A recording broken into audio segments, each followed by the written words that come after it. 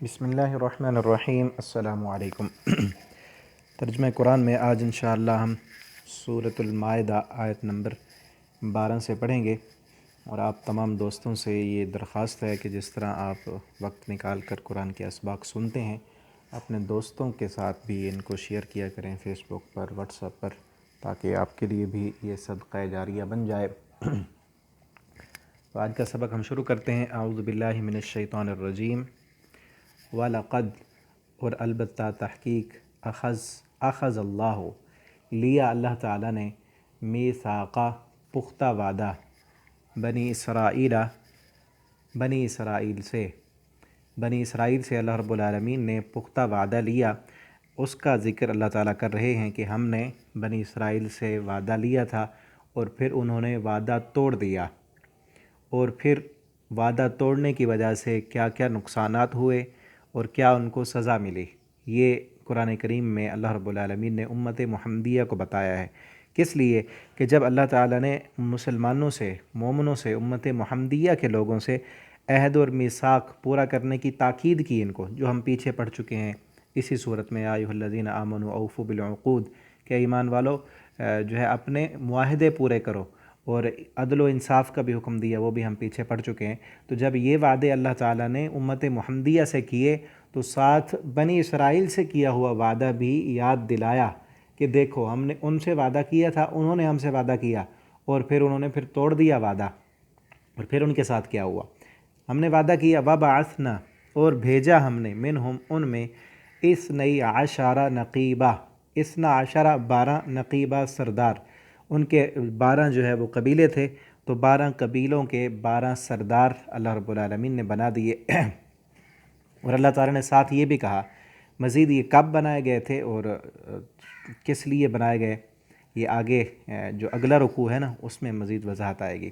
اور اللہ تعالیٰ نے ان سے کہا، وقال اللہ، اور کہا اللہ تعالیٰ نے، انی معکم، بے شک میں تمہارے ساتھ ہوں، بے شک میں تمہارے ساتھ ہوں۔ جب یہ لڑائی کرنے کے لیے گئے تھے حضرت موسیٰ علیہ السلام بیت المقدس کو لینے کے لیے، اس کی فرعون کے ڈوب جانے اور اس کے غرق ہو جانے کے بعد موسیٰ علیہ السلام گئے فلسطین میں، اور وہاں بیت المقدس پر جو لوگ تھے، عمالقہ کی قوم تھی، ان سے لڑائی کرنی تھی۔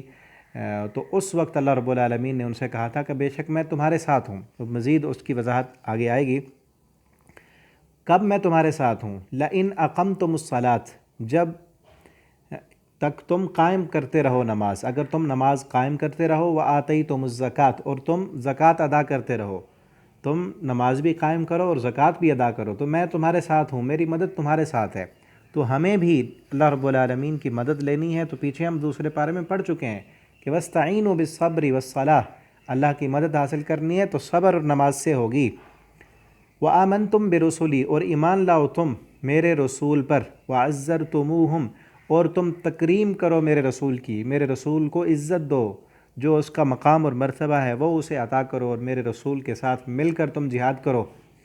وَأَقْرَضْتُمُ اللَّهَ، اور قرض دو تم اللہ کو، قرضاً حسنا، بہت اچھا قرض، کہ اپنی جانیں، اپنے مال وہ اللہ کے راستے میں قربان کر دو، تو اللہ رب العالمین بدلے میں تمہیں جنت دیں گے۔ تو اللہ تعالیٰ نے فرمایا یہ وعدے لیے، اور کیا کہا ان سے، لَأُكَفِّرَنَّ عَنْكُمْ، البتہ ضرور میں مٹا دوں گا، عَنْكُمْ، تم سے، سیئاتکم، تمہارے گناہ، وَلَأُدْخِلَنَّكُمْ، اور میں داخل کر دوں گا تم کو، جنات، باغات میں، تجری من تحتها الانہار، کہ جس کے نیچے نہریں جاری ہیں۔ فمن کفر، پس جو بندہ کفر کرے گا اس کے بعد، بن بعد ذالک، اس کے بعد، منکم، تم میں سے، فقد ضل، پس تحقیق وہ گمراہ ہو گیا، سواء السبیل، سیدھے راستے سے۔ جو بندہ اس کے بعد اس نے معاہدے توڑ دیے تو ایسے سمجھو وہ سیدھے راستے سے گمراہ ہو گیا۔ تو پھر آگے کیا ہوا، انہوں نے وعدے توڑ دیے، وعدہ پورا نہ کیا، فبما، پس بسبب، نقضہم، توڑنے کے، میثاقہم، ان کے وعدہ، انہوں نے جو وعدہ کیا تھا وہ توڑ دیا۔ تو اللہ تعالیٰ فرماتے ہیں ان کے وعدہ توڑنے کے سبب کیا ہوا، لعناہم، ہم نے لعنت کی ان پر، وجعلنا، اور بنا دیا ہم نے، قلوبہم، ان کے دلوں کو، قاسیہ، سخت، کہ دنیا میں یہ سزا ملی، اللہ کے ساتھ کیا ہوا وعدہ توڑنے کی سزا دنیا میں یہ ملی کہ ان کے دلوں کو اللہ تعالیٰ نے سخت کر دیا، اور پیچھے ہم پڑھ چکے ہیں کہ ان کے دلوں پر اللہ تعالیٰ نے مہریں لگا دیں۔ یحرفون الکلم، اور ان کا ایک اور بھی تھا گناہ کہ وہ تحریف کرتے تھے، بدل دیتے تھے الکلمہ، بات کو، عن مواضعہ، مختلف جگہوں سے، تورات کے اندر جو اللہ کے احکامات تھے تو جہاں وہ چاہتے تبدیلی کر دیتے، وہاں سے وہ تورات کو تبدیل کرتے۔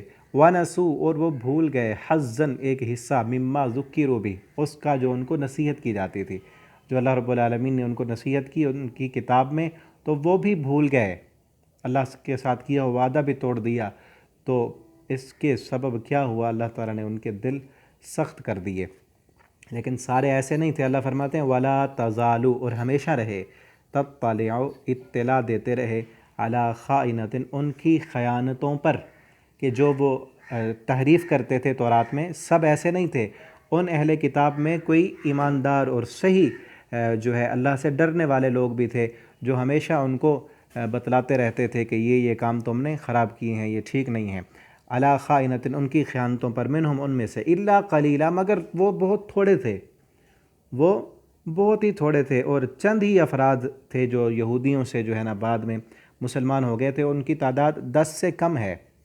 تو انہی کا اللہ تعالیٰ نے ذکر کیا کہ وہ ان کو بتلاتے رہتے، جس طرح ایک واقعہ ہے نا، نبی کریم صلی اللہ علیہ وسلم کے پاس آئے فیصلہ کرانے کے لیے، تو انہوں نے تورات پر جہاں رجم کی آیت تھی ہاتھ رکھ دیا، تو عبداللہ بن سلام جو مسلمان ہو گئے اور پہلے یہودیوں کے عالم تھے، انہوں نے کہا کہ اللہ کے پیغمبر، اس کے ہاتھ کے نیچے وہ آیت موجود ہے۔ تو وہ بتلاتے تھے کہ کہاں کہاں خیانت کر رہے ہیں، لیکن وہ تھوڑے تھے ان میں سے۔ اللہ فرماتے ہیں فاعف عنہم، پس آپ درگزر کریں ان سے، وصفح، اور آپ کشادگی اختیار کریں ان کے لیے، آپ ان کے گناہوں کو بھی معاف کر دیں، اور اپنے دل میں ان کے لیے معافی کا جذبہ بھی رکھیں۔ ان اللہ، بے شک اللہ تعالیٰ، یحب المحسنین، محبت کرتے ہیں محسنین سے۔ بس ان کے جو کام ہیں، کرتوت ہیں، خرابیاں ان کی سزا ملنی ہے قیامت کو۔ آپ ان کو دنیا میں بھی ان سے درگزر کریں، اور جو ہے احسان بھی کریں ان کے ساتھ، کیونکہ اللہ رب العالمین احسان کرنے والوں کو پسند کرتے ہیں۔ مزید انشاءاللہ آگے اگلے سبق میں ہم پڑھیں گے۔ اللہ تعالیٰ سے دعا ہے اللہ تعالیٰ ہمیں قرآن کریم پڑھنے، سمجھنے اور اس کے مطابق زندگی بسر کرنے کی اللہ ہمیں توفیق دیں۔ والسلام علیکم ورحمۃ اللہ وبرکاتہ۔